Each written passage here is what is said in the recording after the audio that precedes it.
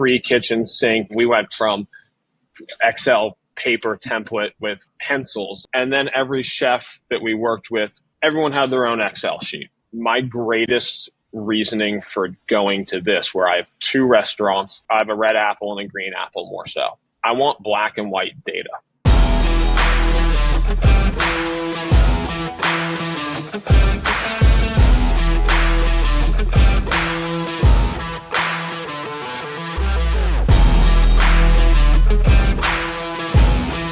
Welcome to Digital Hospitality. I'm your host, Sean Walchef. This is a Cali BBQ Media production. I am recording in Vratsa, Bulgaria, in the village. We started the show back in 2017 with a crazy idea that if we started podcasting, if we started reaching out to other restaurant owners, technology professionals, and storytellers, we could build a community. And I'm so grateful that today, because of this show, because of our partners, I get to meet Ted Courtney for the first time. I've heard a lot about Martha's Vineyard. I've never been to Martha's Vineyard. I have no idea what it takes to run a restaurant in Martha's Vineyard, but I do know what it takes to run a restaurant in San Diego. We have 3 of them. We've done it for 17 years, a lot of battle wounds and scars, yet here we are telling those stories. I'm on the other side of the world, and I'm fortunate that I've got a little bit of Ted's time. So Ted, welcome to the show. Thank you. Thanks for having me today, Sean. I look forward to talking with you, learning some of what you've done, and telling you a little bit of our story as well. Tell me about Martha's Vineyard. What does someone that's never been there need to know? Martha's Vineyard is a 100-square-mile island that's off the coast of Massachusetts. It's a high-end seasonal summer resort destination. So all of our businesses are seasonal. That's our biggest factor that's going to be a little bit different than some of the things that you've seen and done. Or other people, but there are a lot of people that make their income doing seasonal operations as well. And how long have you been at Martha's Vineyard? I grew up here, so born and raised on the vineyard. Born and raised? Well, born in Boston, grew up on the vineyard. My brother as well. So I'm 42 now. He's 44ish or so. So we've been here. That's amazing. Edgartown? Yes, so we're in Edgartown. There's 3 main towns, Edgartown, Oak Bluffs, Vineyard Haven. We focus all of our energy primarily in Edgartown. And why'd you pick Edgartown? That's where we grew up. We grew up doing retail on Martha's Vineyard. Our parents are retailers. We grew up in the retail industry. We own a handful of property as well in downtown Edgartown, and that's just where we've always focused our efforts. For us, it's the more higher end town of the island, and that's what we grew up, and that's what we know. Why did you decide restaurants? Ooh, great question. It seemed like a good idea. My brother and I both, like everybody, it seemed like a good idea. My brother and I both went to college in Colorado, have traveled a little bit. We're fortunate enough to spend some time away from Martha's Vineyard as well, where you see, get inspired, grow, see things that are moving along.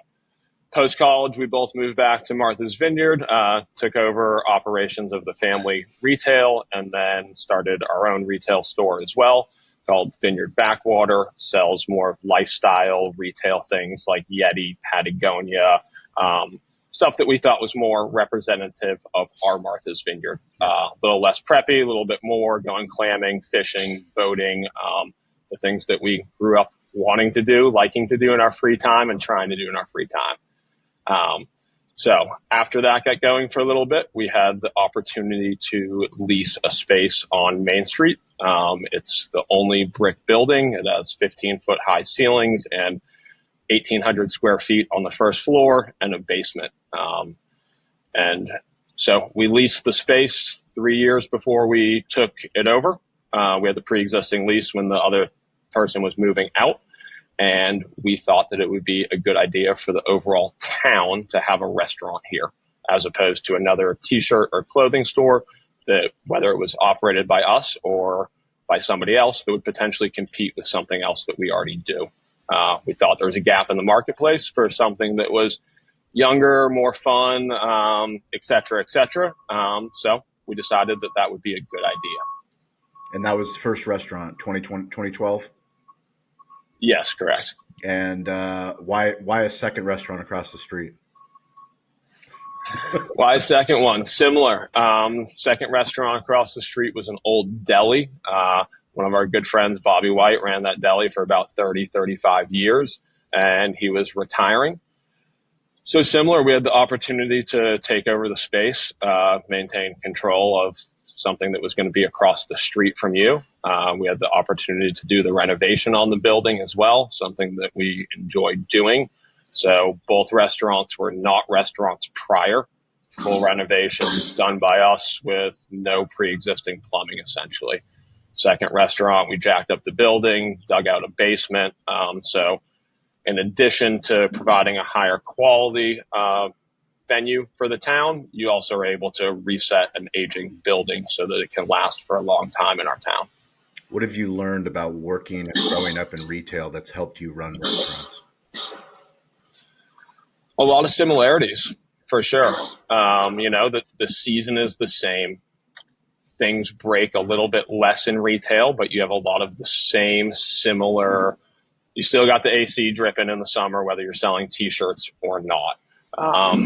Restaurants, I have a good friend, Bert Jacobs, that started Life is Good, and he told me that running a restaurant was the ultimate form of retail. And I think he's exactly correct. I think in a restaurant, you're able to bring more hospitality. I think running a restaurant has made me grow in a lot of ways, but back to retailing, it makes you grow for sure. Makes you much better at retailing as well. You can provide the hospitality in retail, and it makes it a lot easier, kind of in that manner. The connections. What have you learned running restaurants, specifically working with your brother? We've grown a lot. We opened these restaurants when we were 27 years old, and I'm 42 now. So, like yourself, that's been doing it for 17 years. That's a large section of your life. Yeah. You're growing no matter what you're doing. I think just overcoming adversity on a day in and day out. We're in the building every day. We're operating. I expedite the kitchen, one of either restaurant every night, here till 2, 3 o'clock in the morning closing. He's in early, helping get set up, do some of the overall more admin side of things. It's challenging every day, but you get through it, you do it, you provide a good quality product at the end of the day, no matter how hard it gets. If your menu's got to be 12 items, have them be really good if that's the challenge that you're currently at. But it's about maintaining the true positivity and being good at it and providing something good that's positive. And as far as technology that you use to run your restaurant, bring us into your tech stack? Technology, hugely different than 14 years ago. We opened up with one point of sale system. We're on our third one now. We've outlasted a lot of different things. We started with our old school family bookkeeper, and you showed up at the end of the year and he patted you on the back and he told you that you did great. How much money do you want to make or take? Okay. And, figured that out in the right way. And that's fully evolved from a physical bookkeeper from the office coming in, sending us back FedEx envelopes of physical checks to sign. So right now we're in 2025 and the landscape's very different. We use Toast for our point of sale, which I'm sure you're familiar with. Back end, hugely high tech from the app, minute by minute sales, labor, all of that. So we're running Toast for our point of sale to start. Resy for our reservations. And then we've been originally started with Hone, which was incorporated into the KitchenSync as far as our bill pay. And now basically they replaced our bookkeeper and then provide so many other things on top of that as far as technology and information. So I'd say that's kind of our program that we run right now. And tell me about the evolution of working with technology companies. I think one of the things that I learned, at least early on, was we were working with obviously the biggest. We opened and it was a choice between Micros and Aloha back in 2008 when we opened up our restaurant. Yep. So that was kind of the only two options we have. And we switched over to Toast in 2020 during the pandemic. And it was really the first time where I felt like I had a true technology partner, where it wasn't just the sales team, but it was also the marketing team, the leadership team, where I felt like if there was something and I had feedback, they were at least willing to listen. Not necessarily that they were going to build it for me. Obviously, they have lots of customers that have lots of needs, but I knew that they would listen. And that's what we look for. That's why we have a show that we do. That's why we're looking for the best in class. Can you share a little bit about the story of going from hone to KitchenSync? Definitely. I think I completely agree with your comments on Toast. That was the first time where their back end actually provided you some levels of live reporting that was easy to understand, where I felt like tech actually showed up and I could see things versus tickets printing and, being able to run a high-tech cash register, so to speak. Yep. So I think you're correct. Toast was the first time. So we started with Hone. Hone started doing our basic bookkeeping like 5-6 years ago or so. At that point in time, I had some other general managers that were big into it, really wanted to make the change. I supported it. And for me, for the first 1 to 3 years or so, I would say that it improved my general manager's lives and bill pay. As far as basic bookkeeping went, I was not rummaging through P&Ls on the weekly, provided me more of quarterly guidance, end of the year breakdown, because we close in October. So we're able to try and fully close our books for a year end, make additional distributions of profit. Ideally, it's there, etc. So that was kind of the first me getting assimilated with, digital bookkeeping and reporting and accounting, so to speak. And then how about working with KitchenSync? And then I'd say over the last 3 years or so, as they've transitioned, my time has transitioned to more following those and whatnot. I mean, I've seen it grow from that to now being able to provide me true weekly, daily data across the board. And I've been able to take that and make physical improvements and gains as far as performance that I feel like I can help control and guide more than other things, like food costing, purchasing wise. You directly control how many Coronas you buy or how many cases of eggs or butter or anything else, truly. Doing digital media to try and get more people, that's something different. I've been able to focus with KitchenSync and their team on improving the things that are 3 feet in front of me that I can control and help guide my teams to have the data. Have my chef know that ideally we're trying to spend $6,000 this week on food, as opposed to just trying to do good. Yeah, you can check in halfway through the week. Hey, we've spent about this much. Let's try and spend about this much. And that's just excellent. Our seasons are a true bell curve here, where our spring is set up. July and August, we do our pure volume. Mm-hmm. And September, October, it gets lean and tight again, and you're trying to truly run it down and out. So being able to flex on those bell curves when you have to becomes hugely important. And the way that you're able to do that is by having the data. I think that Toast and Hone can both provide you in much more real time. How are you, as a restaurant group, looking at artificial intelligence? What are you looking to hope it will help you with? I think that it's helping Hone provide, or KitchenSync provide, the services that they're able to provide more so, that all the data is out there at some level. Yeah. They're able to connect the dots with it much more so. And then to take that where you can physically help guide it into your daily operations, I think is where I'm seeing it. I mean, pre-KitchenSync Hone, we were seeing a P&L at the end of the year, basically. I mean, we went from Excel paper template with pencils, like I'm sure yourself, Yep. Burger costs this much a pound. It costs about this much. Yep. And then every chef that we worked with previous, everyone had their own Excel sheet or whatnot. You're placing things in these columns, and this person's putting the family meal here, and everyone's got a reason for something. Yep. My greatest reasoning for going to this, where I have two restaurants that are similar but different. Yep. It's not two Cali barbecues or two Port Hunters. So I've a red apple and a green apple more so. Yep. You know, I want black and white data. I don't want opinions. Sure, like yourself, you know. Yeah. Yeah. I want it to be objective, not subjective. There's enough subjectivity in our business. Exactly that. And that's one of the greatest things that this has truly brought me. When I have an admin meeting with my team or chefs or management, as long as all of the bills are in, I'm looking at last week, and it's Wednesday, say. If everything's been uploaded, payroll might not be populating because of whatever, but if everything is uploaded, I can just turn the screen around on Wednesday, and we can look at it, and it's exactly like you said, it's objective. We can then understand if we pre-purchased a bunch because we have an event or it's getting 4th of July weekend or something. That's why we got all this liquor coming in.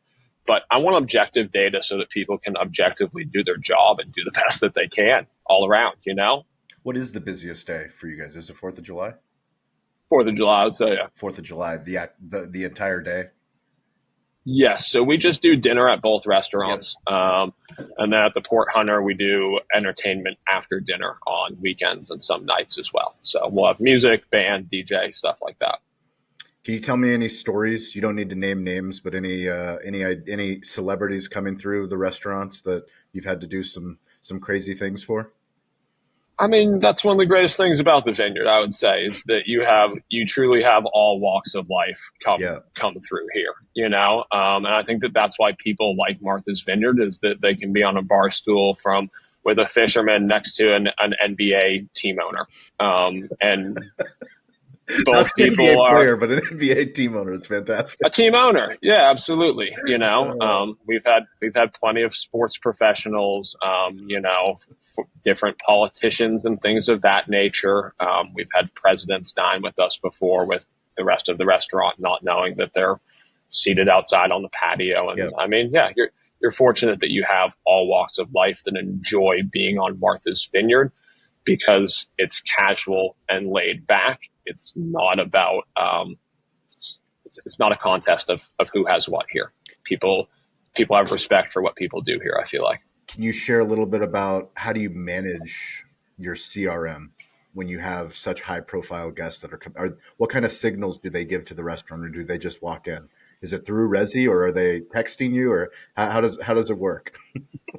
People will email or reach out. I mean, my brother and I have both been on this island for long enough. I feel like if somebody wants to find my cell phone number, they probably can. Probably know how to find you. Yeah, most people that we deal with are pretty nice. You know, we want people that, you know, I always appreciate when anyone reaches out to choose to come and dine with us, whether you used to be the president of the U.S. or have an NBA team, or you're a friend of a friend. Chances of the spend being much different really aren't there. Yeah, that's true. You know, so I just always appreciate any time that anyone chooses to come in and dine with us. You know, it's hard every day. So the fact that somebody wants to, as you know, the next day is not guaranteed in this industry whatsoever. 100%. So the fact that anyone wants to come back tomorrow, you should always be thankful for and appreciative of, and don't ever overlook that. That's an incredible perspective. I love it. Yes, I think you got to stick with that. I mean, that's why we do what we do. I mean, like I said, I'm over halfway on the other side of the world in Bulgaria, and you know, understanding that the restaurant owner here in Bulgaria cares just as deeply as the restaurant owner in Martha's Vineyard or a restaurant owner in San Diego. Like, we all have issues, we all have problems, but we choose this life, and because we choose this life, it's an incredible opportunity to change someone's day, you know, to make their day a little bit better when they come in and dine with you. Can you share about your local sourcing? Local sourcing, absolutely. When we opened the Port Hunter, we wanted to be a seafood-focused restaurant. We felt like that wasn't similar to our clothing store, The Backwater. We felt like there wasn't as much of an accurate representation as there should be. So we opened with oysters, That was one of our main focuses, was a raw bar. I think those kind of became trendy a little bit after us. I don't think we started the trend by any, but people opened up raw bars, other places to open a raw bar. We opened a raw bar to sell the oysters that our friends were growing in our town. I think, like myself and Patrick, we're kind of a next generation of people that are from Martha's Vineyard, that want to stay here, and that's challenging for a lot of people. A lot of our friends' fathers were sword fishermen, and they used to go sword fishing and different levels of commercial fishing. And that's changed a lot in a lot of different ways to where we're at now. Oyster farming, no matter where people are doing it, is excellent, from filtering the water and providing the next generation of fishermen something that's sustainable and able to provide them working on the water continuously as well. So there's 12 oyster farms in our town here in Edgartown. The town of Edgartown has an excellent shellfish department. They manage our shellfishery very wonderfully, from the different initiatives that they run. So there's 12 different plots in our Edgartown harbor, and we source our oysters from Nick Turner primarily, who runs the Honeysuckle Oyster Farm. He's about the same age as my brother and I. Awesome. He provides our Edgartown oysters. And then a good friend of mine, Jeremy Skeffer, grew up with him. Him and his family operate the Spear Point Oysters out of Menemsha, and we source from them as well. So that was our true foundation. And then from there, built upon sourcing as much local seafood as we can. Serve a whole fish every night and a cut fish special every night, along with oysters. That was our goal, and we've been able to build upon and around that from there, I would say. Do you see any possibility of opening up any other restaurant or hospitality venues? I would say probably not. Probably not. Two is the number? Two's the number. We could talk. It seems like you and I could talk all day about the challenges and dynamics of things with staffing, housing, the things of that nature. I would say overall our operation right now, we're satisfied with 2 restaurants that are open 6 days a week and operate 6 months a year. That's amazing. What advice would you give to any restaurant owner that's on one and thinking about 2? Thinking about 2. Really think it out, truly. There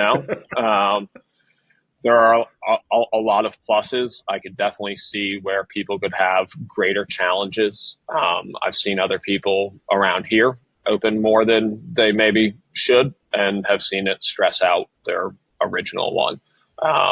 I've definitely had plenty of stresses from having multiple. It's definitely priceless when you run out of soap and you can walk across the street and grab some gloves or something like that.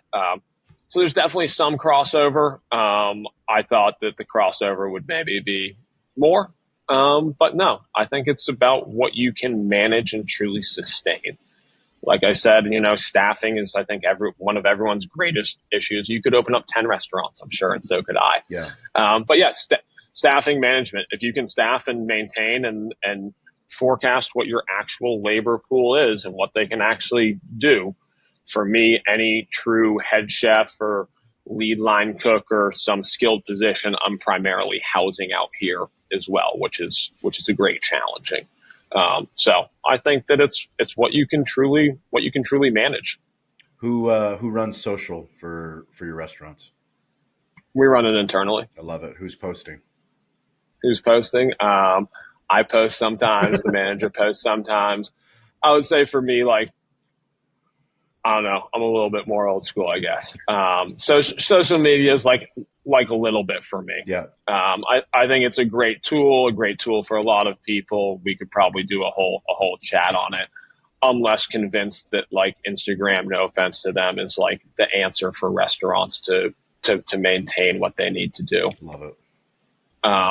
They say that there's about 150 to 180,000 people on Martha's Vineyard on a busy summer weekend per se, max volume. I mean, what am I trying to do here? 200 covers? What's the percentage of that? Same with you. How many people live in San Diego, and how many covers are you trying to do? 100%. Like, It's the Instagram for me, I feel like it's kind of like a website. It's a splash page. Sure, we try and post our weekly music or our things like that are changing. But no offense, I think some people run it excellently with the professional videographers and photographers. We don't really have those professional services out here, so to speak. We didn't have professional commercial kitchen cleaners and restaurant cleaners till like 3-4 years ago. I mean, you and I are talking about getting professional tech 5 years ago on operations. You know, having professional tech on social media, man. I'd rather have a live profit and loss statement that I can look at anytime than having a fancier Instagram page. There it is. That is some powerful stuff. Ted, I can't thank you enough for taking the time. If you ever make it to the West Coast, you or your brother make it to San Diego, please let me know. And that goes for anybody that's watching the show. We're grateful that you guys watch. We're grateful that you listen. We appreciate you. You can reach out to me anytime. I'm weirdly available, Sean at calibbq.media. Ted, we'll put links to your guys' Instagram and your websites into the show notes. But any parting words, anything you'd like to say before we sign off? No, I appreciate what you're doing out there. I think, like I said in the quick type up I shot you, restaurants used to be like a secret kind of jaded, guarded industry.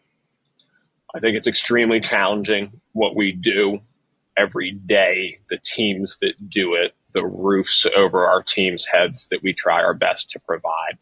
The fact that people are more willing and open to share mutual peer-to-peer success and enabling people. We're not trying to give each other's recipes here or the secrets, but there are none kind of now.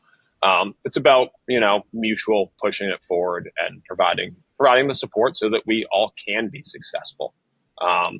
Consumers have a high expectation for all restaurants.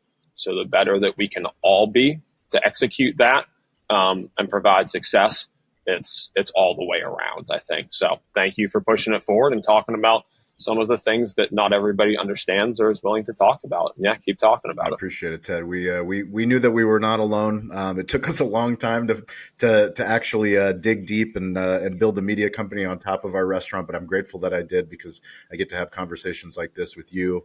I can't wait to meet you one day. I don't know when I'll make it to Martha's Vineyard, but I know I will, especially now after this conversation. It sounds like you guys have incredible restaurants there, and I hope that you guys make it to San Diego. I would love to show you around. Thank you. Appreciate it. Look forward to it. As always, guys, a rising tide lifts all ships, and stay curious, get involved, and don't be afraid to ask for help. We'll catch you next episode.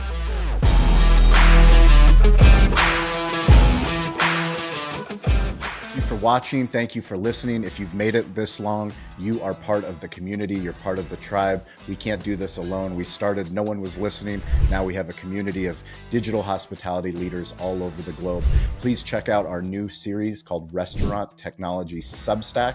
It's a Substack newsletter. It's free. It's some of our deep work on the best technology for restaurants. Also, go to YouTube and subscribe to Cali Barbecue Media. Cali BBQ Media on YouTube. We've been putting out a lot of new original content. Hopefully you guys like that content. If you want to work with us, go to betheshow.media. We show up all over the United States, some international countries. We would love to work with you and your growing brand on digital storytelling. You can reach out to me anytime at Sean P. Walchef on Instagram. I'm weirdly available. Stay curious, get involved, and don't be afraid to ask for help. We'll catch you next episode.